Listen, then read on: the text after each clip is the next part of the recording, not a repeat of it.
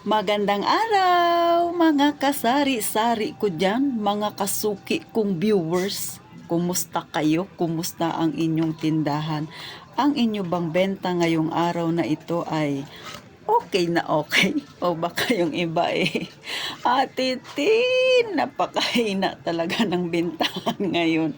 Mga kasari ha, laban lang tayo. Wala tayong magagawa dyan kundi syempre ipagpatuloy ang ating negosyo.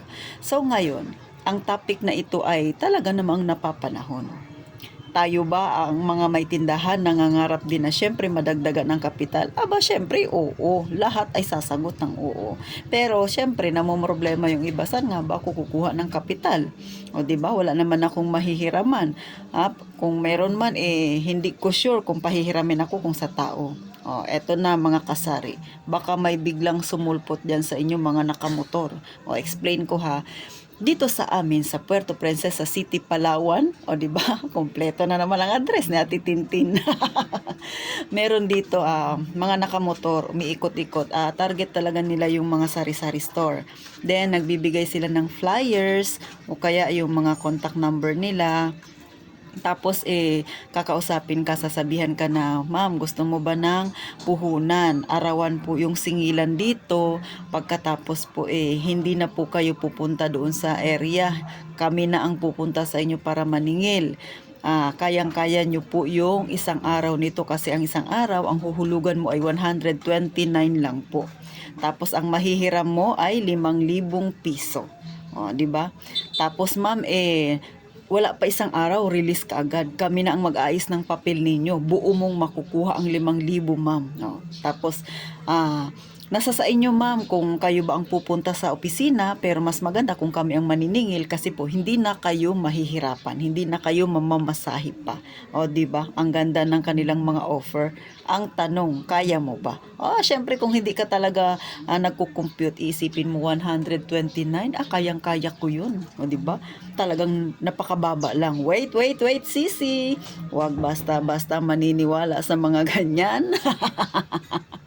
Kasi ako nung inofera nila ako ng ganyan, tinanong ko kaagad, magkano ang porsyento ninyo? Sagot niya, ma'am, hindi ka sasagutin ng direkta niyan. Ma'am, mababa lang po. Kasi 129 lang po. Ang tinanong ko, ilang buwan naman ang bayaran? Ma'am, 2 buwan. Mababa na yan, ma'am. Tapos kada linggo, hindi po kayo magbabayad. So, 6 days lang po ang aming paniningil sa inyo. Magpapahinga ka ng isang araw, tapos sa susunod araw, magbabayad ka ulit. Di ba? Isip-isip ka, okay na okay. Ang tanong, okay nga ba, sisi? Huwag kang basta papatol, ha? Sabihin mo, sige, ako na lang kukontak sa inyo pag sigurado na ako. Bakit? Mag-isip ka muna, mag-compute ka muna. Tayo'y mag-compute ngayon, ha? So, mga kasari, huwag basta-basta papatol. So, gawin natin example yung sinabi nila sa akin. Sabi nila, ang isang araw ay 129 ang aking babayaran. So, 2 buwan mo siyang babayaran. Sa loob ng isang buwan, tayo ay may 30 days. So, wag na nating isama yung isang araw. 30 days na lang.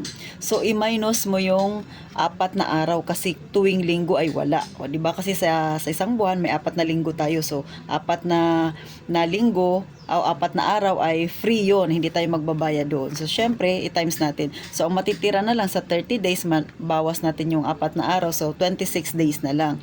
So, kung i-times mo yung 26 days sa 129, ang lalabas ay 3,354 ang isang buwan na babayaran mo. 2 buwan yon. So, times mo ng 2. So, lahat-lahat 6,705 ang overall total, mga kasari. Ngayon, ibawas mo doon ang 5,000 na puhunan mo. Syempre, ang mangyayari, ang lalabas diyan ay 1,708. Ibig sabihin, sa 5,000, tutubo sila sa'yo ng 1,708. Nag-isip ka na ba? Napakalaki, di ba? Konti na lang, maaabot mo na yung kalahati. So, akalain mo yun. Eh kung nag-alkansya ka na lang, pa 100 araw-araw, pa isa-100, o di ba? Oo, hindi ka pa mamroblema o kaya pag wala ka pang benta, naku, wala pa akong benta, darating na mamaya yung kolektor, o di ba? Samantalang kung mag-aalkansya ka araw-araw, sa isang buwan, 31 days o 30 days, may 3,000 ka na. At kapag hindi ka nakahulog, sabihin nating malit ang benta mo, maghuhulog ka lang ng 50, hindi ka mamumwersa. Oh. At hindi ka matutubuan ng ganito kalaki, 1,700. Akalain mo yun, sisi. Kaya take note sa lahat ng mga nag-iisip dyan na magdadagdag ng kapital tapos papatulan yung mga nag-iikot-ikot dyan sa inyo. Syempre hindi nila yan lahat sasabihin sa inyo mga kasari. Bago kayo umuo, kailangan tanungin ninyo sila. Pangalawa, ikaw mismo sa sarili mo, mag-compute ka rin, ha? Huwag mahihiyang magtanong at magpaturo kung hindi ka marunong. Walang masama kung hindi ka marunong. Kaya dapat magpaturo ka, magtanong ka sa mga marunong diyan mag-compute sa inyo. Kung medyo, kasi di ba hindi naman lahat ng nagtitindahan ay may natapos. Kadalasan yung iba talaga ay hindi rin nakapagtapos. Kung ganyan po ang kaso ninyo, mga kasari, huwag mahihiya lumapit sa mga marunong din mag-compute dyan sa inyo, ha? Magpaturo. Huwag basta-basta papatol dahil lang gusto mong lumaki kaagad ang yung tindahan tapos mamumroblema ka. Isipin mo 129 pesos, oh. Dito yan sa amin, ha? Kaya sinishare ko lang sa inyo yung mga ganyang senaryo. Kasi nung nagtanong, kahit na marunong ako mag-compute, tinanong ko, magkano ba ang isang araw? Ma'am, 129. 2 buwan mo lang yan babayaran, ma'am. Tuwing linggo ay hindi kayo magbabayad. O di ba parang masarap sa tenga pakinggan kasi araw-araw daw, hindi na raw ako mamamasay. Pero pag kinumpute mo yan, napakalaki ng kanilang tubo, mga kasari. Syempre sa bagay, negosyo yon. Tama nga naman, negosyo yung lending. Pangalawa, syempre may mga tauhan sila na pinapasweldo. Pero kung ang tindahan mo ay maliit lang naman, sisi, huwag ka basta-bastang papatol. Kasi nga imbis na umangat ang yung tindahan, baka ikaw ay lumubog kasi mayroon kang utang na iniisip babayaran. At saka sa totoo lang, mahirap po yung may utang na binabayaran. Tapos hindi mo sigurado kung maganda ba o hindi ang magiging benta mo sa araw-araw. Pero ito naman ay advice ko lang sa mga kagaya ko dyan, ha, na may maliit ding tindahan. Nasa sa inyo pa rin naman kung papatol kayo sa mga ganyan. Tandaan, oo, gusto natin kaagad na umunlad ang ating tindahan, pero huwag magmamadali. Ang pagtitindahan ay hindi yan minamadali.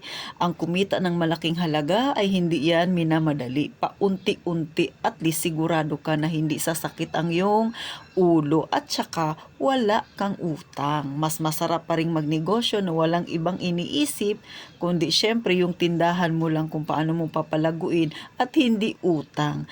Pagamat ang iba naman ay nangungutang din para palaguin ang kanilang tindahan. Pero syempre, yung iba dyan, sinisigurado nila na mas malaki ang kikitain nila kesa sa kapalit na uutangin nila. O, diba ganun? May mga, kahit ang mga mayayaman, diba ganun? Pero matatalino ang mga yan. Sinisigurado nila na kapag mangungutang sila, mas malaki yung kita nila. Kayang-kaya nilang bayaran yung kanilang utang. Minsan, yung utang nila nasa 2% lang. Tapos, ang kinita nila sa 10%. So, 10% minus 2%, may 8% pa sila. So, di ba, bonggang-bongga. Pero yung ganitong kinukwento ko sa inyo na napakalaki ng kanilang tubo, huwag sisi, huwag kang masisilaw, ha? Ito ay advice ko lang naman sa mga kagaya kung may maliit din na tindahan na gustong umunlad kahit papano.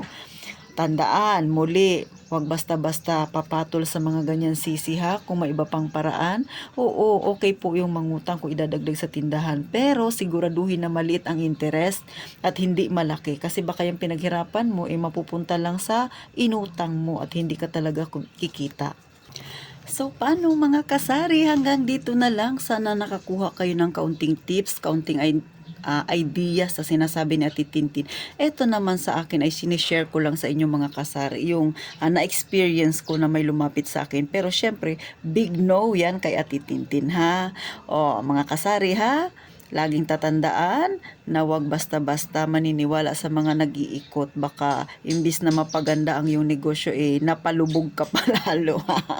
So at eto na naman po ang inyong Ate Tintin na laging nagsasabi sa inyo mga kasari, mag-iingat tayong lahat palagi mga kasari.